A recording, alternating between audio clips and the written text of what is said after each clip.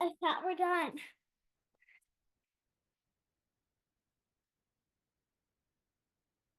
No, Maddie and I just sit and like here, and then when you say next to me is my daughter Maddie, I'll be like,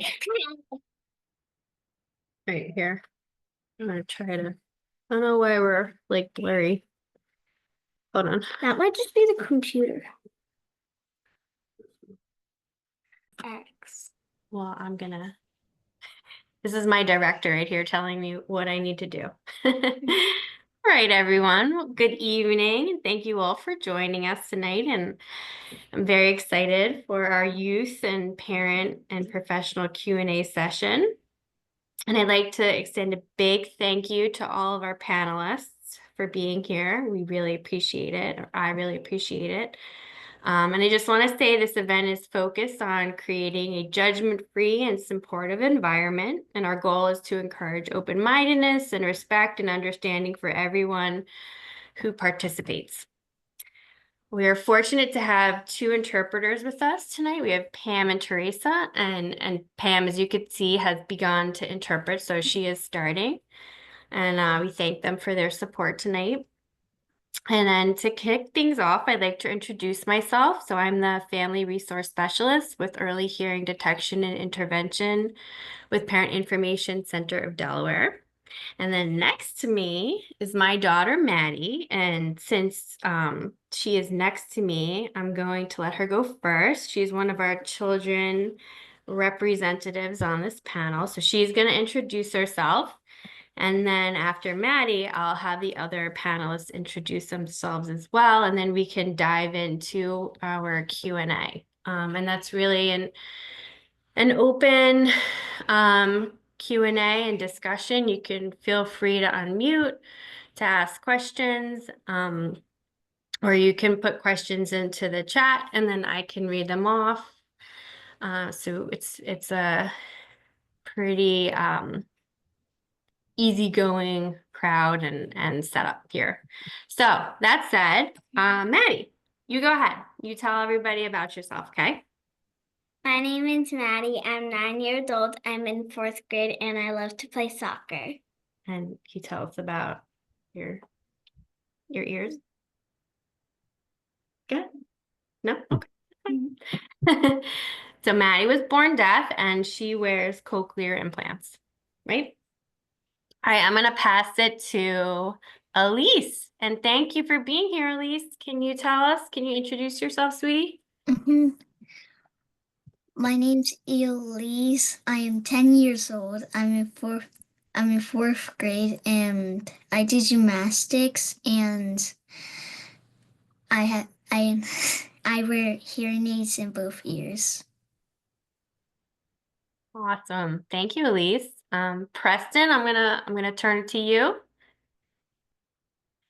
Hello, my name is Preston. I'm 18 years old. I'm a senior in Hodson Votech. It's a vocational high school. My field of study is industrial maintenance. I've played football for Hodson. That's kind of about it. Thanks, Preston, and thank you for being here. And then I'm just gonna go as my screen directs me. So the first one I've got Rebecca Castro on my screen. So if you could introduce yourself, please. I am the educational audiologist with statewide programs for the deaf, hard of hearing, and deaf-blind. Thank you. Shannon, you're on my screen next. I am Shannon Francis. I'm the Support Service Operations Manager at Nemours Children's Health in Delaware for the Delaware Valley. Thanks, Shannon. Melissa?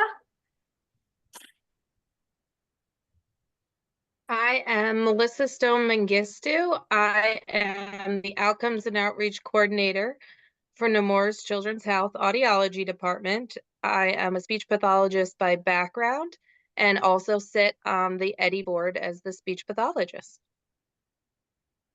Thank you. Paula, you're next. Hello, everyone. My name is Paula Thomas. I am one of the teachers of the deaf that service students at the Red Clay Consolidated School District. Thank you. Kristen? Hi, good evening. I'm Kristen Johnson. I am the family educator with statewide programs for the deaf, hard of hearing, and deaf blind, and I provide early intervention services to families throughout Delaware who have deaf and hard of hearing children. Thanks, Kristen. Jenna?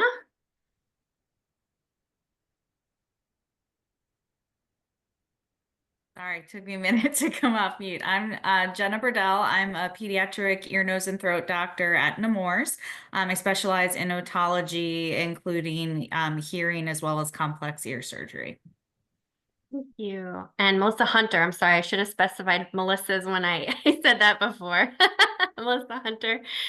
Thanks. My name's Melissa Hunter. I'm a parent. I have a 2.5-year-old daughter, Alexis, who has bilateral conductive hearing loss and wears bone anchored hearing aids and currently attends DSD's early learning program. Well, thank you. Thank you for being here. And that I don't think I missed anyone. If I did from our panelists, let me know, but I think I got everybody. So at this point, I just want to open the floor to anybody who has a question, either for our children, our youth, our parent representative, or any of our professionals. Please feel free to unmute to ask a question or post in the chat and we can begin. Does anyone have a question?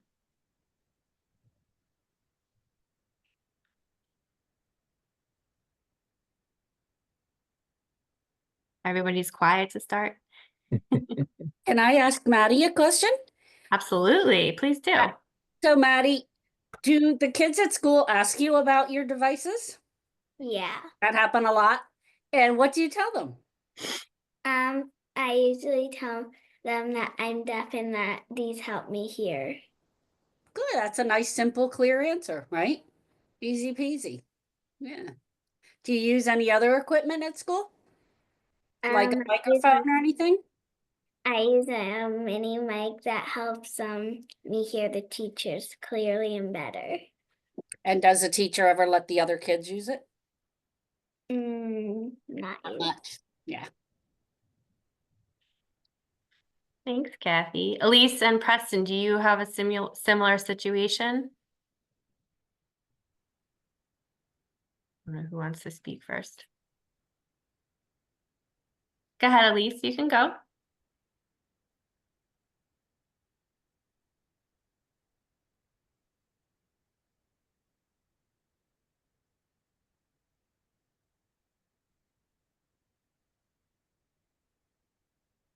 I don't know if you know you're on mute, Vanessa. I don't know if you were answering. Or I'll ask Preston. How about you? What Well, do you? in middle school and elementary, I did have one, and I used it for a pretty good time.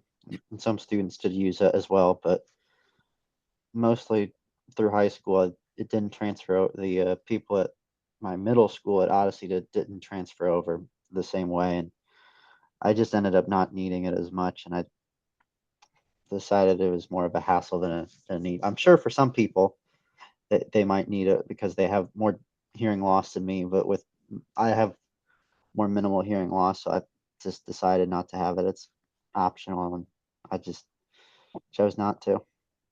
Gotcha. That makes sense. And can I ask, so Preston, are there any challenges with your hearing loss that you faced during school? Are there any scenarios that you've had to find ways to create success for yourself? Mostly it's just trying to figure out what's going on, which just from being deaf for so long, you get used to it. You can assume things and figure out which words they probably said and just smile and nod. But yeah, I've just asked people to repeat themselves. I try to stay as close to the person who's talking as I can and stare at them. It really helps if you're looking at them when they're talking, and that's kind of it. I always ask to sit in the front so I can hear better, and that's kind of about it. Thank you. That's great. And actually, Maddie was saying something similar yesterday. What were you telling me about? What do you tell your friends sometimes? about talking to you and how you hear better, and what do you say to them? Sometimes I'll tell them to speak a little louder, or I'll tell them to look at me when they're talking so I can also read their lips too. Yep, that's very helpful. This is Kathy Riley again. Preston, buddy, do you tell people that you're hard of hearing? Like, do you say, what do you say when you're struggling to understand? Do you just say, I'm sorry, I wear hearing aids. Can you talk louder? Or can you look at me? Like, do you ever just present that matter of factly, or do you tend not to bring that up? I don't like on purpose try to not bring it up, but usually most people understand because they can see them. Oh, true. I just ask people to repeat themselves, and if they ask why, I would explain. But most of the time, Yeah. And what do you do about hearing protection? Do you need hearing, do the hearing kids in your shop wear hearing protection? yeah. And what do you do? Do you take off your hearing aids? Do you? Well, for me, the best option was over the ear because I just wear over Headset. the ear, and Yeah. because I still can have some improved hearing with over the ear and be able to at least be able to understand. Mhm. Now in shop, I didn't have as much experience with that. The current place I have an internship right now at a SWM, or now it's called Mativ. They're a plastic plant. They produce a lot of different things, and they're constantly running these big machines. And you got to be wearing head over the ear. But the problem is, someone has to tell you something like there's a machine broken. You have to talk to someone, tell them what's wrong. So usually that's why I really do need the hearing aids over the ear muff, so I can still be able to understand enough to be Mhm. able to communicate as well as have my ears protected from loud noises. Yeah. Do you use any other accommodations or adaptations? Like, some people, although probably a noise that wouldn't work, but like a voice to text app that on your phone, you know what I mean? Like, do you use any other stuff? Not really, yet. not that I can think of. Yeah. Yeah. Be Just asking interesting to people to. explore all that, because there's some pretty cool stuff out there. Yeah. I always I have want a question for the kids on the panel.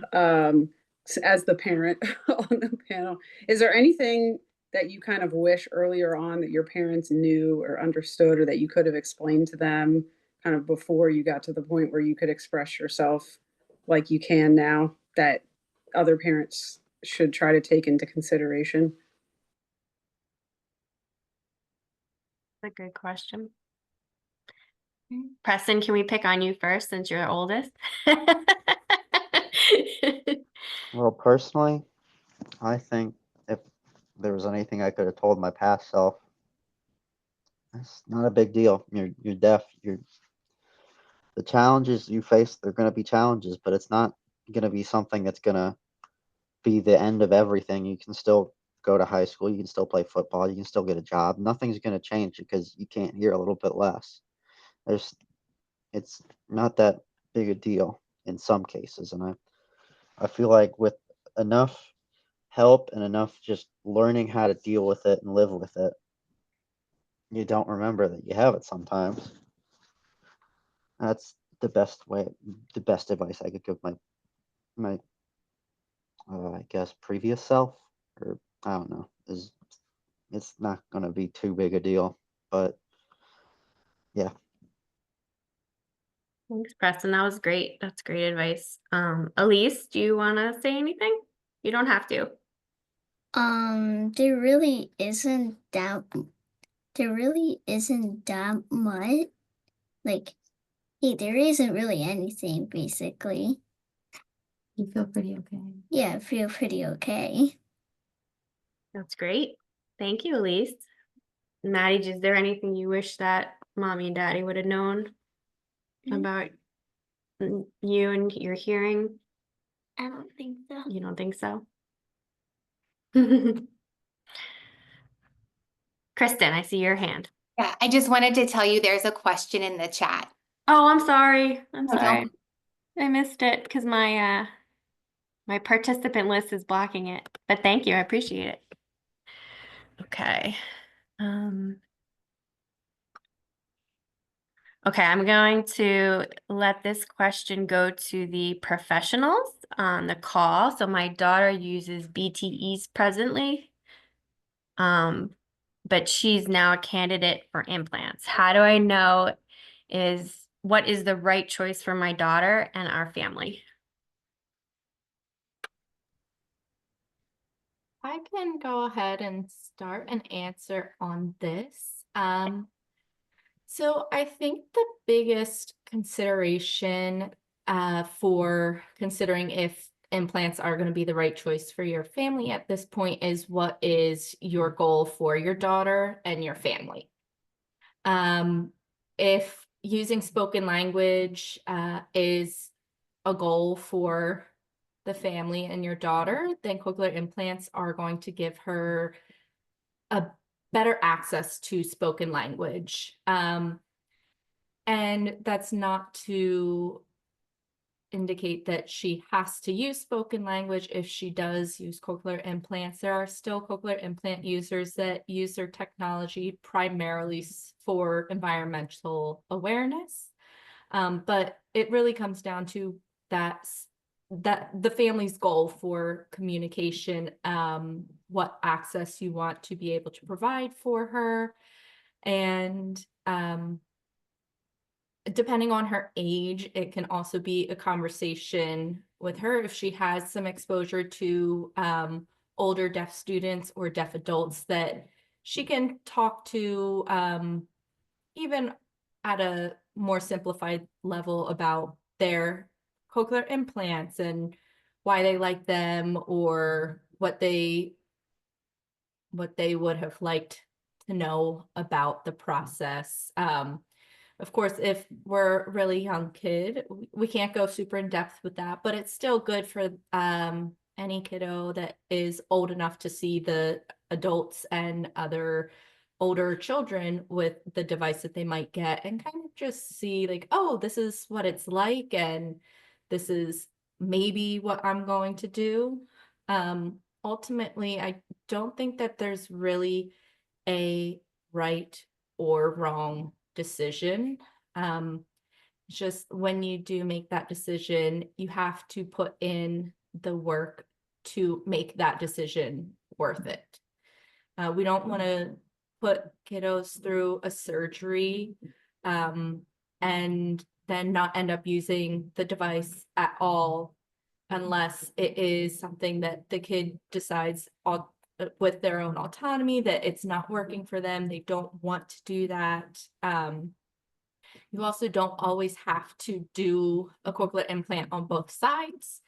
So if you're on the fence, you can do one first and then a second one later sequentially instead of at the same time. But I'll let Dr. Burdell talk a little bit more about that aspect of things, but that's also a consideration if you're kind of on the fence, if that's going to be a good choice for you and your daughter, your family as a whole.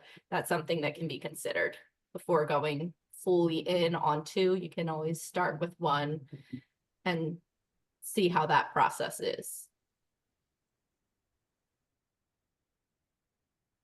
Yeah, I can certainly chime in a little bit on that as well. And I just wanted to clarify, I presume you mentioned implants, that we're returning to cochlear implants for sensory neural hearing loss, and just making sure we're not questioning because there's different types of implants for different types of hearing loss. So I don't know if you're comfortable sharing any more details about your daughter's type of hearing loss. But hopefully these are also things that you're having kind of a candid discussion with her providers about, because when we talk about whether or not a patient is a candidate, there's a lot that goes into that decision making.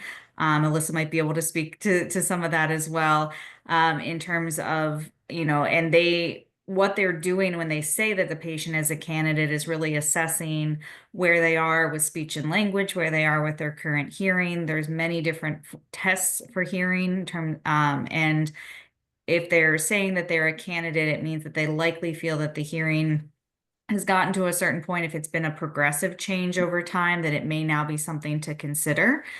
And there's a lot of discussion about when is the appropriate time to do it. And I think that again, I agreed with Rebecca in terms of goals of, your overall goals in terms of desired forms of communication. That's an important aspect. And the progressive nature, if it is progressive hearing loss that has kind of brought you to the point that she's now a candidate, the whether both ears are functioning the same or differently, all of those things kind of go into. So it's a little bit hard to summarize that in a succinct way, because there's so much that goes into that decision making on who's a candidate. But it's something that hopefully you're just having a lot of dialogue with your providers about what her current state of hearing is and what the options are. And then if there's questions about different types of implants, that gets really specific to what the hearing levels are and what the current anatomy is, and all of those things go into that decision making. And then I'll piggyback off of that. I'm also the cochlear implant coordinator for the audiology department.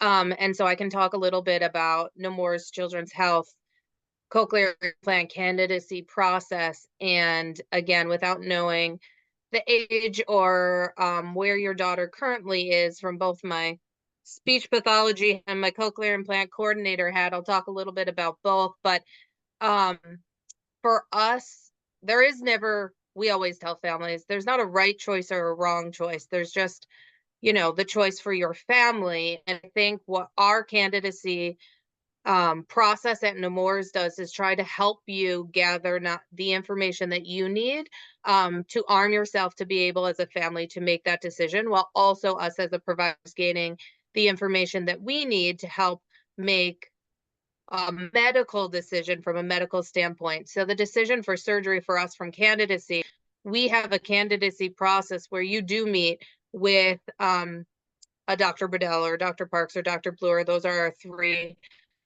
doctors that you would meet with. And then you meet with the audiologist to do those testings. You meet with a speech language pathologist to see where you are with your speech and language development.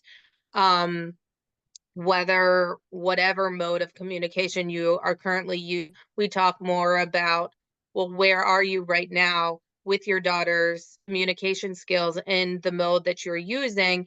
And if there's a progressive loss, are you starting to see more difficulty with that development language? And then would doing a surgery help to bridge that gap and then help progress in that language development? So we, through the speech evaluation, we also have a wonderful neuropsychologist on our team, Dr. Greg Wicken, who meets with all of our families as well. He had studied at Gallaudet as well.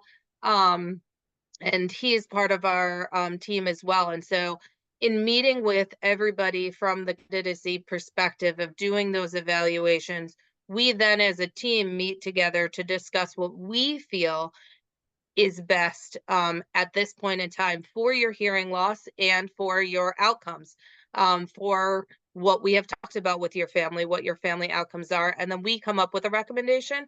And then I usually reach out to the family to talk to you again with what our kind of the providers has decided is the right path medically, if now is the right time or not, if it's a progressive loss. But then we have a discussion. Is this also the right time for the, because it's not just a medical decision. It is a decision made by everybody. So we want to make sure that we're having all of those discussions. But I think especially, I'm assuming because she's using BTs and now a candidate, we're talking about more of a progressive loss. Sorry if I'm assuming this wrong. But in this case, it can seem very daunting of, oh my God, I have to make this decision or not. Well, let's break it down in pieces. And that's what we're here to help during the candidacy process, to just educate you and arm you with more of the information on the hearing status, your outcomes, and what would be best and when for your child. Lizzie, if I can just add one last thing about it being a highly individualized decision. I have an advantage because I know Lizzie and her family, and Lizzie's done all the hard work. She's fluent in ASL. Her daughter's fluent in ASL. But also, I want to say when we're thinking about a child who has a dual sensory impairment, and if we're also concerned about future vision loss, sometimes for safety reasons, we also talk about moving forward with a cochlear implant if there's a progressive hearing loss. So that's also something to mention to your whole team. And don't forget that that team can also include deaf adult role models for you to thought partner with as well. Those who are deaf and deafblind as well would have great insight into how they operate and what they see as an advantage to having cochlear implants. So Thank you. I have a question. Yep, go ahead. Hi, I'm Mike McKibben. I first want to thank, I'm a teacher of the deaf in Appoquinimink. I want to thank our student panelists, Vanessa, Maddie, and Preston for joining us. And my question's directed to you guys. As a teacher of the deaf in the schools, I work with a lot of the mainstream teachers. And one of the things that they tend to assume is you get cochlear implants or you get hearing aids and your hearing returns to normal. You now hear it like everybody else in the classroom. So I was wondering if you could discuss some of the situations in the classroom that you find more challenging, that are a little tougher for you. Maddie, what were you just telling me yesterday? What's a tough situation at school where you really have a hard time hearing? In the cafeteria, because everybody's like talking. So Yeah. it's hard to hear my friends. Yeah, you have a really tough time there, right? Yeah. What do you try to do to make it easier to hear your friends in the cafeteria? Usually I like try to sit next to them so I can have like a better chance of hearing them. Right. Yeah. Elise, do you have a situation at school that it's a little harder to hear there? And then you try to do something to make it a little bit better? Do you want to share? Well, in like my classroom, when we do group chats like about the stuff that we're working on, it gets very loud. And then when I asked my teacher for it to be a little bit more quieter, and then yeah. Thank you. Preston, do you have anything you want to add? For challenges in the classroom, I guess the main issues I usually have are students. Like when a teacher asks a question or a student asks a question, I don't know. Sometimes the student is just quiet. A lot of kids are just really quiet, and teachers have the innate ability to speak in a very loud. They've learned to project themselves, while students don't as much, and it's hard to understand what some kids say. So I kind of don't hear some things that students ask, so it feels like I'm only hearing half the conversation. But usually with the teacher's answer, it helps understand what's going on. And sometimes a great time for some teachers is when they repeat the question that the student asked or made the answer obvious to what the student had asked, which makes it a lot easier to understand what's going on. So Preston, often the teachers are maybe repeating the student answer, but they're not repeating the question the student asked, so you're only getting like half a conversation? Yeah, okay. My follow-up to that, and first I want to thank you all, and again, Preston, especially you. I can really relate to your answers as a person with hearing loss myself. I think you've been you're very candid and honest, so I appreciate that.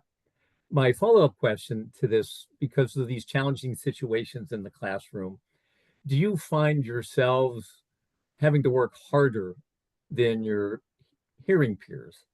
And are you often more tired at the end of the day just from trying to listen all day in the classroom? And that's to all of you. What do you say? Do you feel more tired because you're trying to listen all day? Is it harder? Yeah, sometimes. Yeah, you feel pretty tired. Yeah. Sometimes. Same.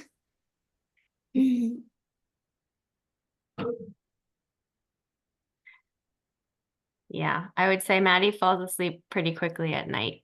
So that's a good indication that she's working extra hard to hear and to keep up.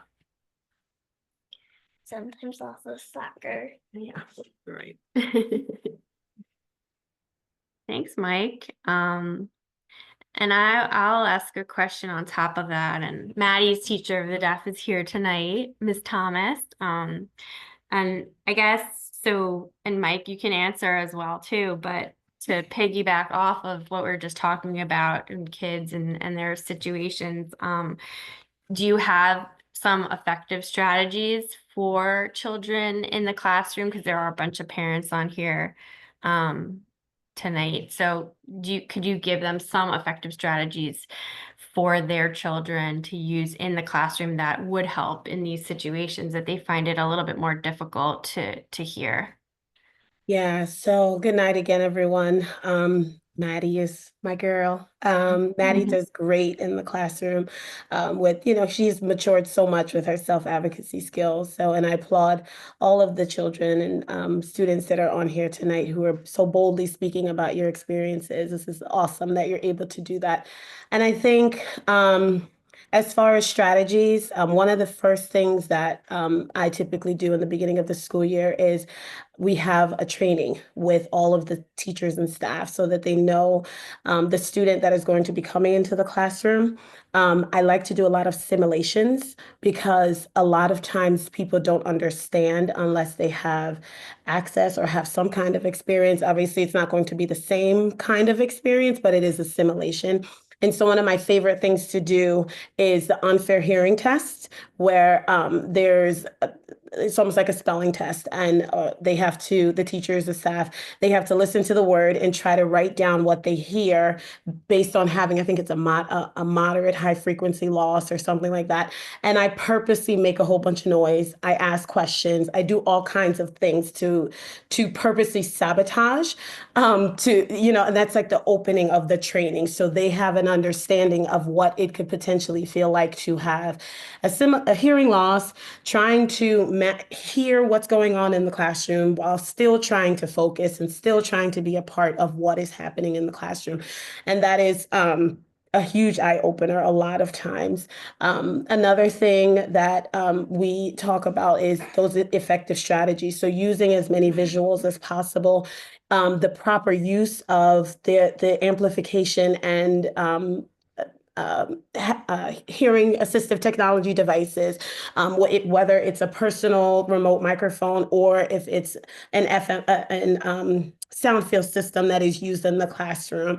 And then also making sure that the students are aware of what their self-advocacy skills look like, because I'm a hearing person myself. So when I am giving these strategies, it's things that I have learned, but I think it's very strong when it comes from the student themselves. So Maddie every year speaks with her teachers and speaks with the students in her class to speak about her hearing loss. And I think it speaks volumes when a student is able to tell their teacher, this is what I need to be successful. This is what I need to hear you. I need you to face me. I need to have preferential seating. So, and I always tell the teachers and the students as well, that doesn't necessarily mean in the front of the room. It just needs to be where the student will have access to whatever visual is happening as well as auditory access. So whatever that kind of looks like.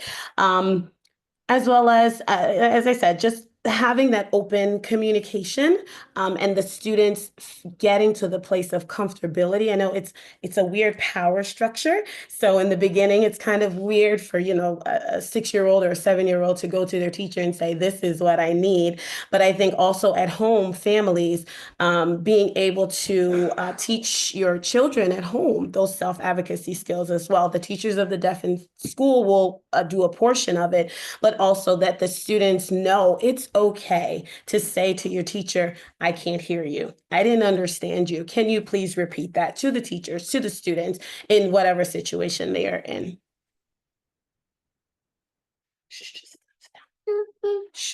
That was I great. can Thank you. piggyback off that a little bit. I mean, Thanks, Mike. Paula is spot on. I especially like the part where she was talking about, the students telling teachers what they need, because I think it means so much more coming from the students, and the students are telling them what they need to succeed in the classroom, and what struggles they have, how their hearing loss impacts them, and what accommodations the teacher can do to kind of help them. That does more than the simulations I do with teachers. They're in the simulation moment, they get it, I got it, wow, that's eye-opening. But in the middle of the year, they're rushed with the curriculum and they're overwhelmed and they forget all that stuff. One of the things I try to do is with my students, I observe them a lot. I saw Kristen on my way into Middletown High School today on going to an observation. So I try to see them in the classroom, what's going on, how they're accessing auditory information, how the teachers are accommodating them, how the students are advocating for themselves. And then I sit down with the student and I go over that observation with them. And it'd be like, hey, Preston, I know Miss Thomas came up to you in the middle of class and she was whispering. Did you hear what she said, or how did you hear that? And you may say, no, I didn't get any of that, and I, again, appreciate that honesty, because I like students who will tell me that, yeah, I kind of smile and nod my head and pretend I got everything, right? Because that's true. I do that all the time myself as a person with hearing loss. But that gives me something to work at with you in terms of how to advocate better for yourself. But I'll sit with the student and we'll go over the observation and discuss it and things that we can do differently. And I do the same thing with the teacher. And I think that that's been really helpful to my students and the teachers, that ongoing dialogue. Thanks, Mike. Appreciate it. Thank you. If I could add, I'm sorry, one more thing with the simulations. Also, simulations with the use of the remote microphone, because I think a lot of times what happens is we, as the users, don't have access to what the student as the user is experiencing. And so having that simulation to see the difference between what hearing aids or cochlear implants sound like without the use of a remote microphone, and then with the use of a remote microphone, then the teachers, it kind of clicks. They're like, oh, now I understand its purpose, and they're more prone to use it. Because again, I think Mike said, just that added thing in the classroom sometimes can be overwhelming, especially in the beginning of the school year when we're trying to get schedules together, learn students' names, like there's so much, right? But just with the teachers having and the staff having that experience, they have the ability to understand that this is the purpose, this is the reason why it needs to be used, and it just kind of clicks a little bit better. So just wanted to throw that in as well. Thank you. Yeah, that's great. Thank you. Appreciate it. Nick, you had your hand raised? Yes, I did. I'm not a student anymore, but I was going to chime in a little bit as a person who was a student as recently as 16 years ago. And I do have bilateral cochlear implants. I was just going to comment on the dialogue that was going on a little bit earlier about things that students can do in the classroom. One of the things that I think, first of all, I heartily endorse the idea of teaching self-advocacy skills. It's so important. I didn't start to advocate for myself until I was 27 years old, and it was way too late for me then. But the other thing that you should think to, and I think Paula mentioned some of these things also, is don't forget about other assistive technology. And it's also important to be able to teach young students as much as possible how to use the controls that are available on like cochlear implant controllers and hearing aid controllers for optimizing hearing in particular situations. My controller, for example, gives me the ability to control for restaurant situations or for group situations where it's very noisy. And I also have one setting for music. So those are things that I don't know to what extent parents teach their children how to use those facilities of it, but they can be very helpful. If I can hop in on there, oftentimes what we'll see is most students do not have additional programs programmed into their hearing aids or cochlear implants. Sometimes they'll start to get them around high school age, depending on the feedback that they provide to their managing audiologists. But I do think it's really helpful. At DSD, I was speaking with one of the students and I asked her if she had any programs because she was complaining about a specific situation. And she's like, no, I'm not sure what those are. So we talked about, oh, this is something that can be added into your hearing aids. But if they don't know about that as an option, they don't know to bring it up to their managing audiologist and so on and so forth. So a lot of times it's not something that they start to have available to them until high school age, sometimes a little bit younger, depending on their ability to properly use the appropriate programs in the appropriate settings. But it's definitely something that can be part of that self-advocacy teaching, that they know about what options are available within the technology that they could bring up to managing audiologists as something that they're interested in.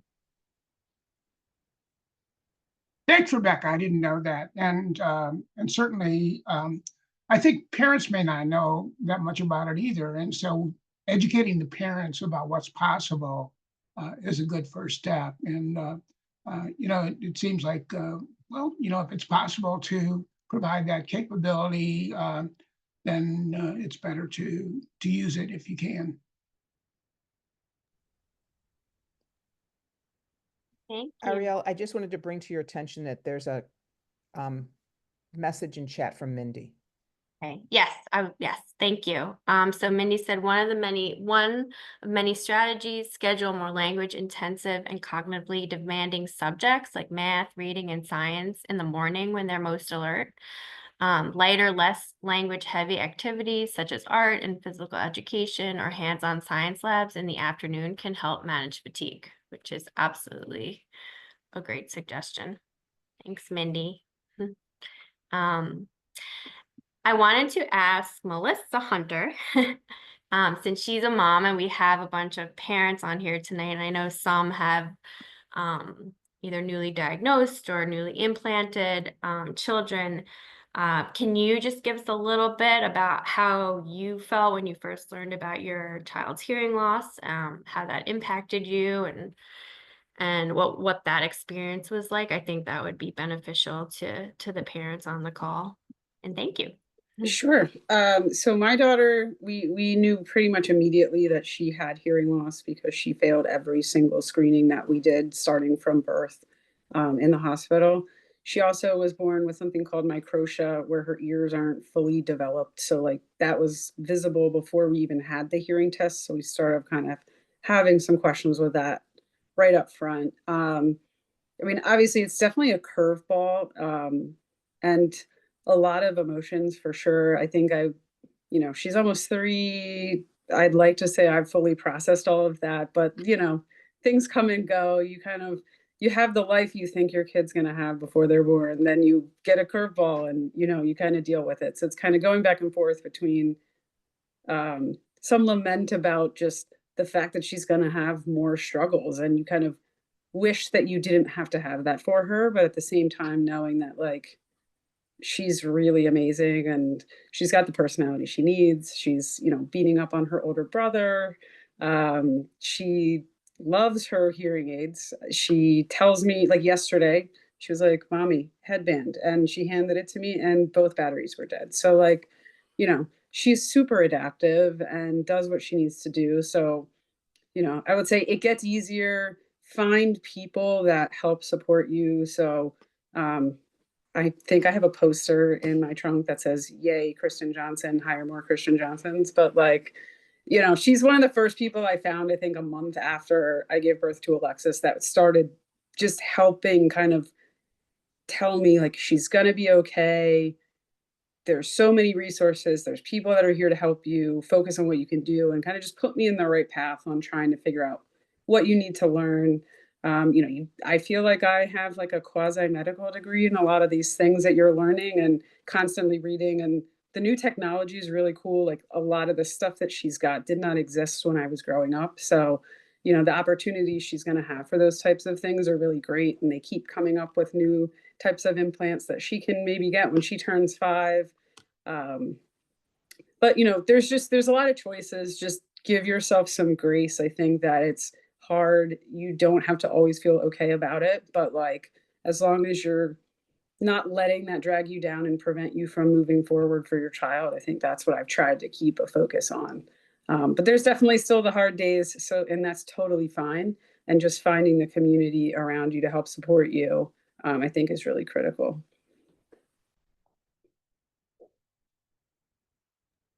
Thanks, Melissa. That was great. I want to see am I missing any questions? There's no hand raised, right? Or chats. Okay.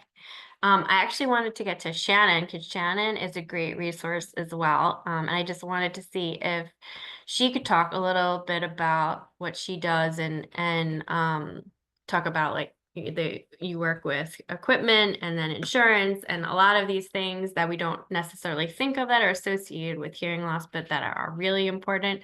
If you could just maybe give us like a little background for parents that might be able to reach out to you if there should be a problem or they could come across a problem. Not to put you on the spot or anything, but Sure. So my role in Nemours is kind of widespread. I am in charge of the audiology assistants. So the first people you'll see who are testing your babies when you come in after a failed screening at the birth hospitals. So I'm in charge of the lovely ladies who test them. Currently, they're all ladies. But I'm also in charge of the individuals who schedule all of the children and then do your insurance verification for any of the devices, with the exception of bone conduction and cochlear implant devices. They go out to the manufacturers. However, when I come in let's say you're having difficulty getting through to the manufacturer, or you've been waiting a long time for your bone conduction hearing device, I'm calling them going, what's going on, checking on those statuses, seeing what the problem is and where I can assist for the hearing with the insurance or resolve a problem for the families. I'm also guiding with your billing questions and concerns, really trying to assist in your scheduling issues, concerns, really anything that the families need when they come through the door. I'm consistently working with the cochlear implant team, with Eddie, Kristen and Rebecca, Ariel, all of them, to kind of give every patient what they need in the moment.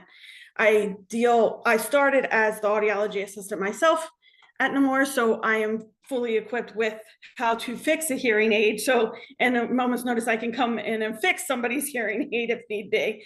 A lot of the families see me just stopping what I'm doing to just fix a hearing aid most days.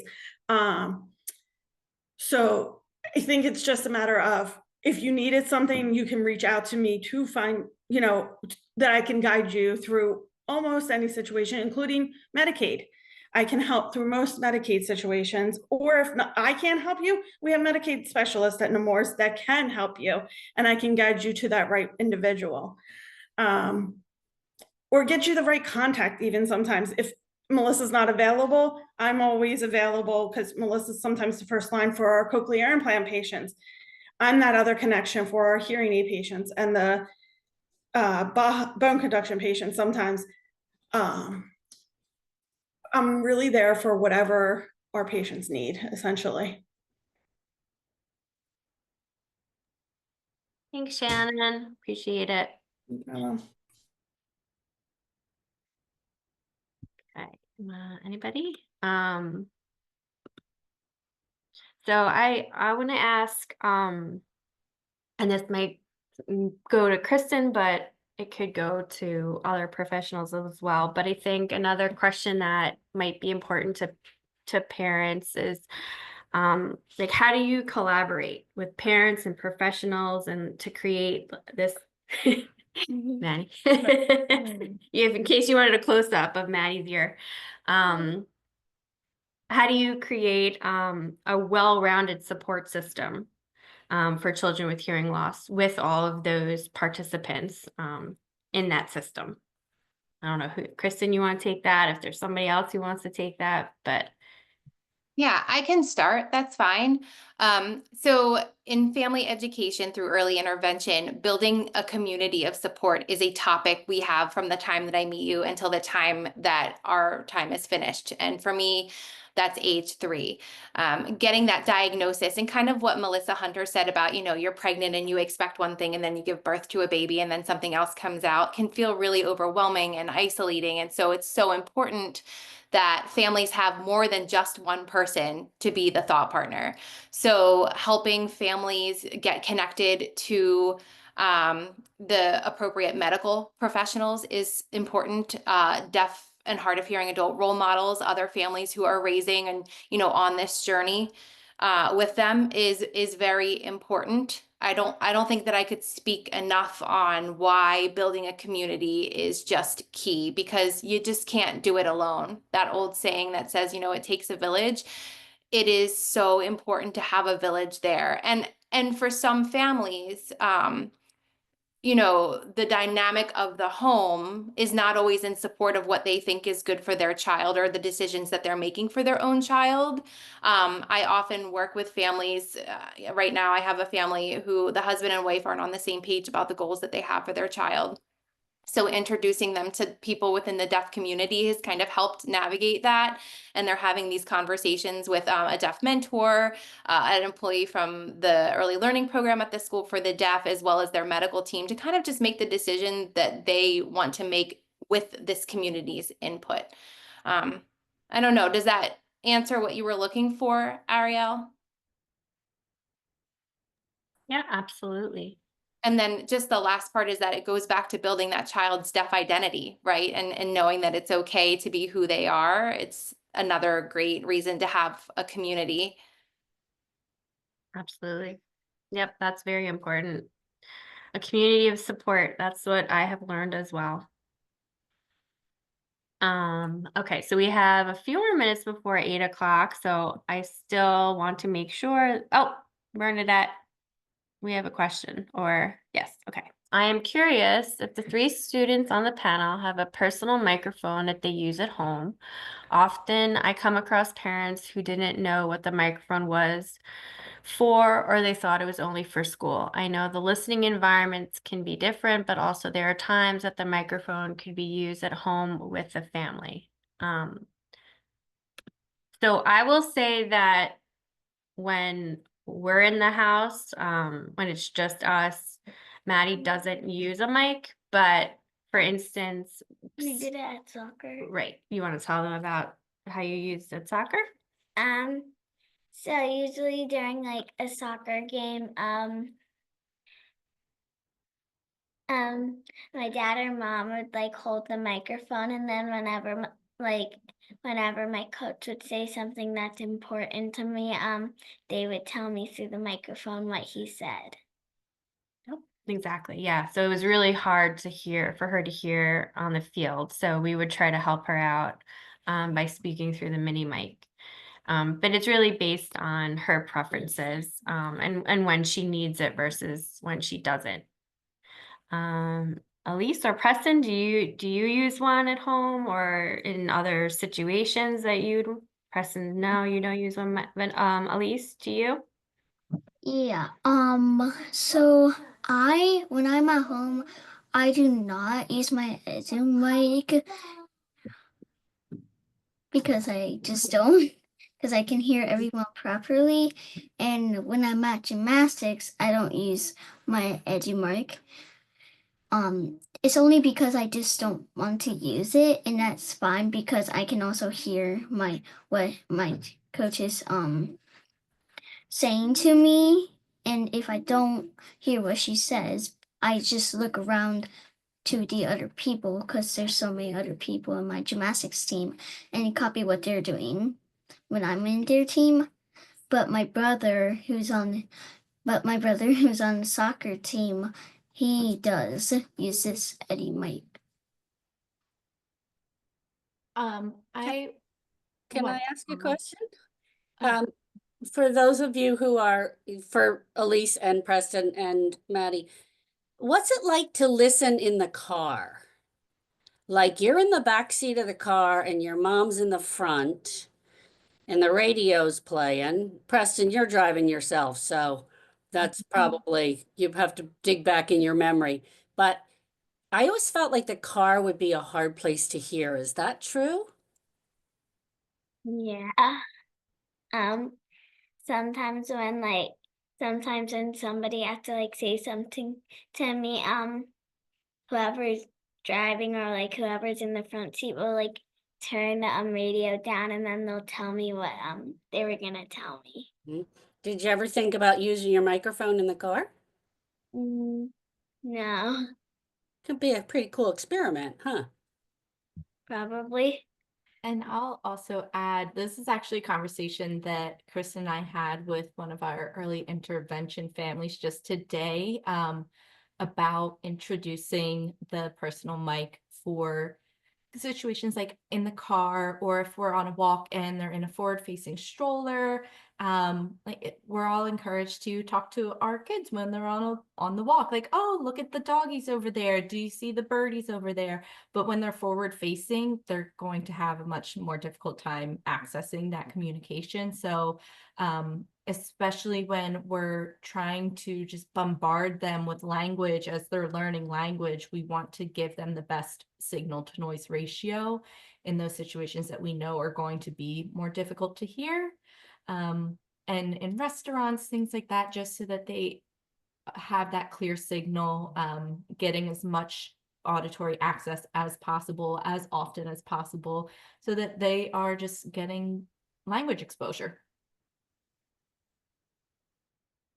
Thank you. Yes, absolutely. Nick, you have your hand up? Yeah, just a question. I'm curious, are microphones provided by the school as an accommodation, or do they come as part of whatever is purchased by the family? I'll let someone else answer. I'm just I don't know, maybe. So typically insurance will cover a personal microphone system, like a partner mic for Phonak, No.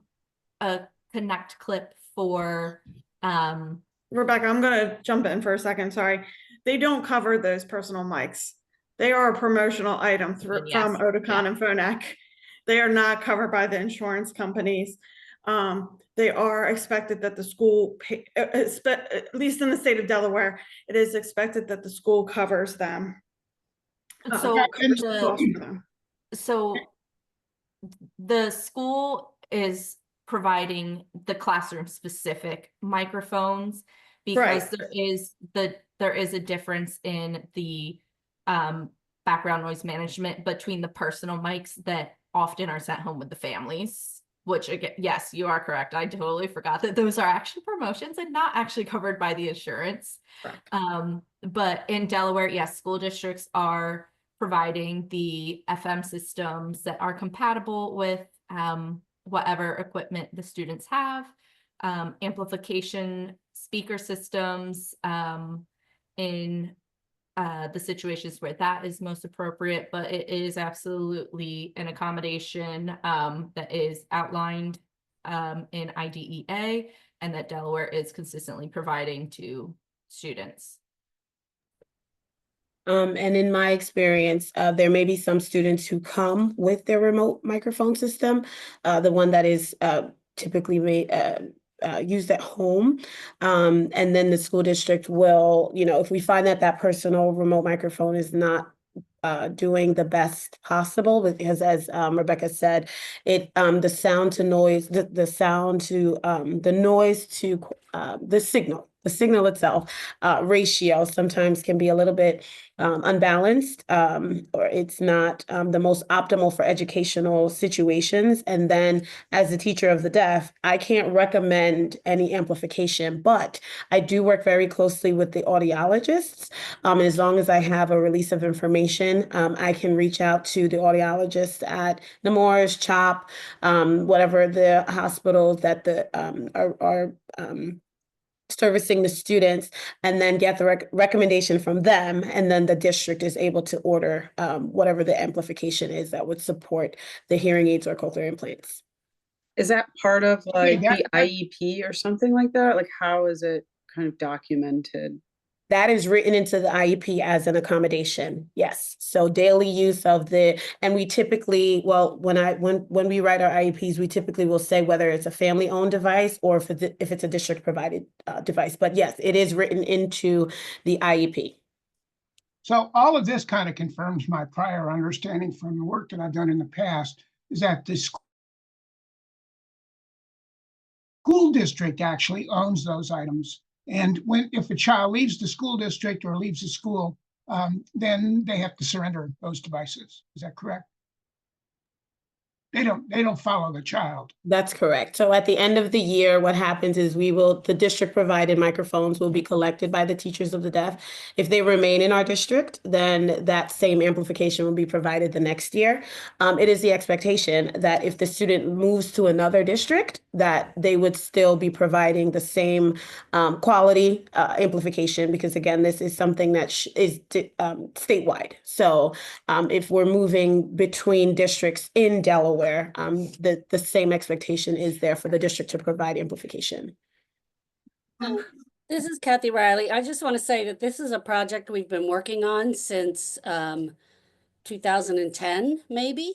It's the way that Delaware education law is written, that every district is somewhat of an entity onto its own. We have stated for many, many years that it would be better if all of the systems were purchased by the Department of Ed in general, and that they did follow the child, because Paula, like you just said, if a kid leaves your district and they move to another district, now that district has to order the equipment, right? And so there can be a time lapse for kids. It's definitely something we've been working on and promoting for many, many years, but it is the way that Delaware education law is written. And the only other clarification I wanted to make, Melissa, is that, Melissa, is that yes, it's written into the IEP, but children who have 504s who do not have special education, right? So they simply have accommodations through the 1973 Rehab Act, and also ADA, are also entitled to devices from the district. That's actually part of the 504, which, without bringing too many politics in here, as you know, is under fire. There are 17 states that have filed a joint lawsuit to have 504s removed, have that law removed as unconstitutional. And that is a big thing in the federal government right now. So there may need to be a lot of advocacy from families as we move forward. Sorry, I didn't want to be Debbie Downer, but just so you know that your children are protected by 3 laws: IDEA, if they qualify, meaning they need specialized services beyond the typical curriculum. But they're also then protected by 504 from the 1973 Rehab Act and from ADA, which was instituted in 1990. So it can get a little complicated. Kristen's really good. For those of you who have her as a family educator, she understands those laws very well.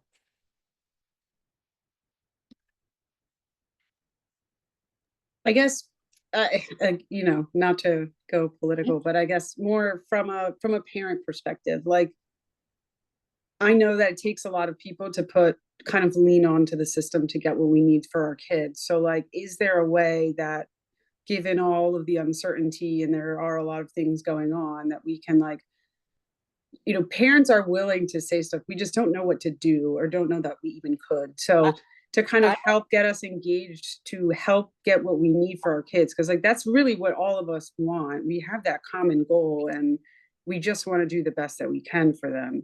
We are not in a state that is part of that lawsuit, but I think that you can certainly write to your legislators, both federal and state, and remind them that it's important to keep those laws in place, to provide equitable access to education and to all aspects of life for your children. I think that parents have a much more powerful voice than probably professionals do, and or persons who are deaf and hard of hearing or have some other disability or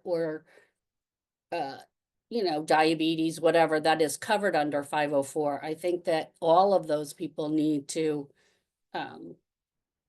voice that.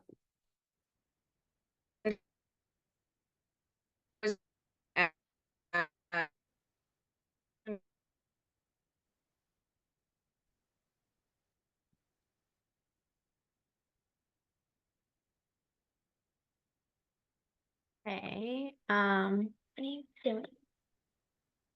Does anyone have any last questions before we part? I just want to make sure everyone has an opportunity. You So can go. Ariel, this Yeah. is Betsy Brooks, and I'm Yeah. I'm an interloper to the meeting. I'm here with Adrian Stewart, who's also an interloper to the meeting. We are not from Delaware. We're from Missouri, from St. Louis, Missouri.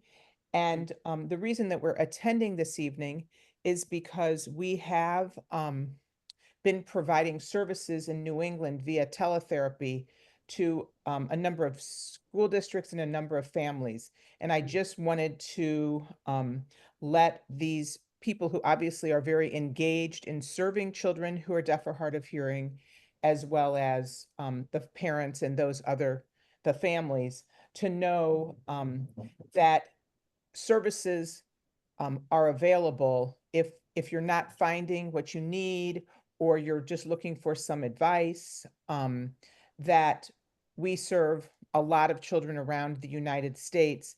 And I just wanted to let people know that that's something, we certainly are not trying to insert ourselves into Delaware in a sense that we think that the services aren't good. We just want people to know that we exist, and we provide a lot of resources. I am the director at an actual school in St. Louis that works with children who are deaf or hard of hearing. We are a listening and spoken language program, but Adrian and I happen to be two people who work at our school with a lot of families outside of the St. Louis area who are using both listening and spoken language and sign language. So we have a lot of experience providing services to families who have chosen to use both modalities. And I just wanted to let people know that we're the interlopers on the call, because you probably don't recognize us or know who we are. So Adrian, maybe you could just put our website in the chat, if you would do that for me, please. And then if there is anyone that wants to reach out and just get some information, you can just go to our website and see in our resources tab sort of the kinds of things that are available. We have a lot of things on our website that are free that we're just trying to help. We're just trying to help everybody. That's part of our mission. So. And this is Melissa, and just wanted to say that I recently saw Betsy speak at the National EDDI Conference in my learning course, pre-learning course. So much great information on communication and everything they're doing. I was in a couple of their classes and courses, and Betsy, it was amazing learning course, and so highly suggest it for anybody. But thank you for joining us. Yes, thank you. Thank you. Yeah, if you, you put your, okay, I see you put it in the chat. And yeah, if you want to share information with me, I think you have my email address, or you can send it to Melissa, and we can also share that with the group as well. And Ariel, sorry, it's Melissa one more time. My internet had cut out when Melissa, you were talking. And I just wanted to let you know, when you had asked, like, what can parents do?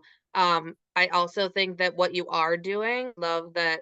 I know that we pop up in a lot of meetings together. But I think exactly what you are doing, staying engaged and getting other families as much as you can to be engaged with the Parent Information Center, Hands and Voices, myself. I sit the Eddie board. I sit a lot on a lot of these different boards as well, and there's a lot of projects and initiatives we're working on, and we are often looking for families. As you know, we reach out to you often. But even if you know other families who are willing and willing to be included more, just letting one of us know so that as we put different projects or initiatives or subcommittees together, we continually add the parents to them, because you are everybody knows that it's the parents' voice that furthers improvements within the state. And so just continue to just attend as you do, but then just keep advocating other families to also reach out to us, if they're interested as well. Thanks, Melissa. And thank you, everyone. We had a couple comments. Angie mentioned using her kids using mics when they were younger and their phones connect to their aids. So if she needed to talk to them in noise or distance or call or text them. And then Mindy said that each child is unique. Hearing levels, language, personality, and learning style all shape the best strategies for communication. Deaf and hard of hearing individuals often create strategies professionals or families may not have considered. Sharing knowledge is invaluable, and we hope we can create more opportunities for children.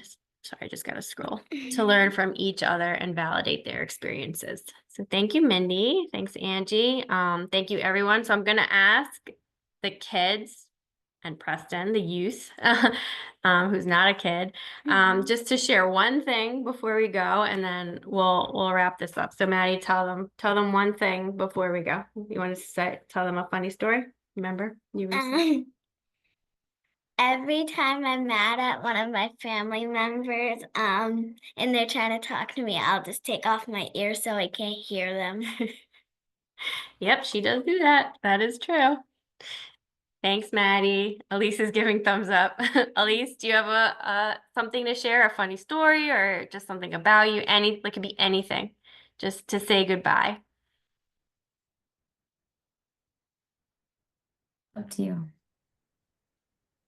Or you could just say goodbye. That's all. That's all you need to do. Anything. There's Elise.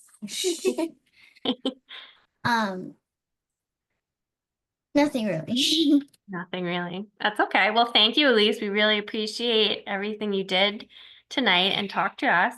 Preston, any last words before we go? No, not really. Okay.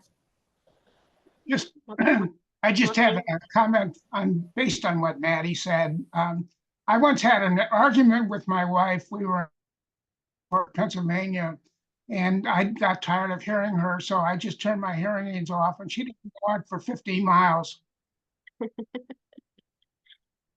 is a great superpower to have, I will say. Superpower. And Ariel, thanks for having Maddie and Elise and Preston on. I think as a parent, like seeing these awesome kids is really helpful for us to see, and just gives me such encouragement for the future for my own daughter. Yes, thanks, Melissa. Thanks for saying that. I hope it served everybody here, and thank you all, everybody on this panel, for giving your time and speaking to all of us and answering questions. I really appreciate it, and thank you to both of our interpreters, everybody on this call. This was really great. It was really nice for everybody to come together tonight. So thank you again, and yeah, that's all I got. So have a great evening, and we'll see you soon. Bye. Thanks. Night. Night.